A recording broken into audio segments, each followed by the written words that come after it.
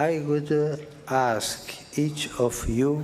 Isi yacitse ururondogoro, isi yacitse umugongo. Katolika kiliziya kwisi ubiri mu gahinda gakabije kandi gakomeye. Uyu ninde tugiye kuvuga? Ni muntu ki? Utarakora subscribe, kora subscribe. News now at noon begins with continuing coverage of the death of Pope Francis. I'm Ashley Smith. And I'm Eugene Daniel. The Vatican confirmed the 88-year-old pontiff passed away this morning just weeks after leaving the hospital where he was treated for double pneumonia, and obviously just a day after Easter Sunday. His death comes just one day after he greeted thousands of parishioners on the holiday who had filled St. Peter's Basilica Square today. And ABC's Rena Roy has more on his life and his legacy. The bells at St. Peter's Basilica ringing out today, marking the death of Pope Francis. The Vatican says he passed away around 7:30 a.m. in Rome at the age of 88. Flags at half-staff across Rome, mourners leaving flowers in the Vatican's piazza, and people praying outside the Basilica where he'll be buried. I think it was a great Pope. It's a very sad day for the Roman Catholic faith. The news comes just a day after Pope Francis celebrated Easter with thousands of faithful, blessing the crowd and wishing them a happy Easter. Buona Pasqua. In his final message, the Pope calling for peace around the world. He greeted the faithful from the Pope-mobile. People are a bit stunned that this news of the Pope's passing should come immediately on the heels of Easter Sunday, and we all watched the Pope give this blessing. The Pope also meeting Sunday with Vice President J.D. Vance, who said today in a statement he was happy to see him.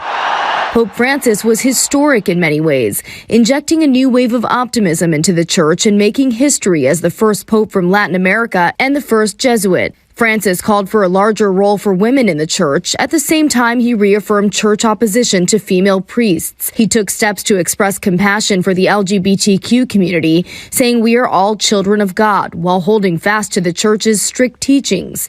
He was often referred to as the People's Pope, known for his humility and humor, his warmth with children, and his compassion for the poor and the sick.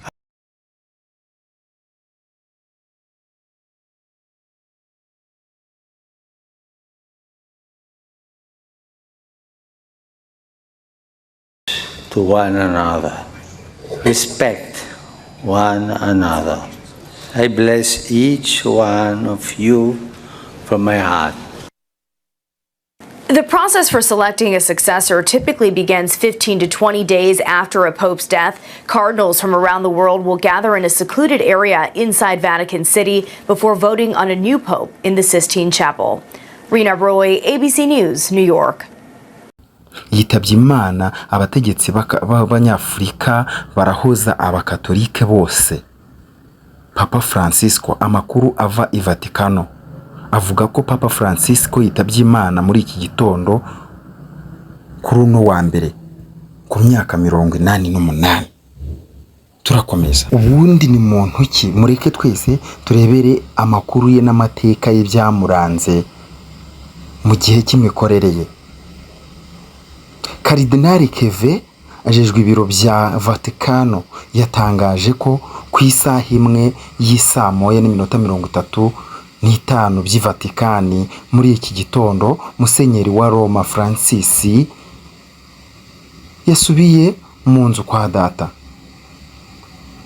Ubuzima bwiwe bwose yari yarabuhebeye gukorera Imana na ekiliziya yiwe.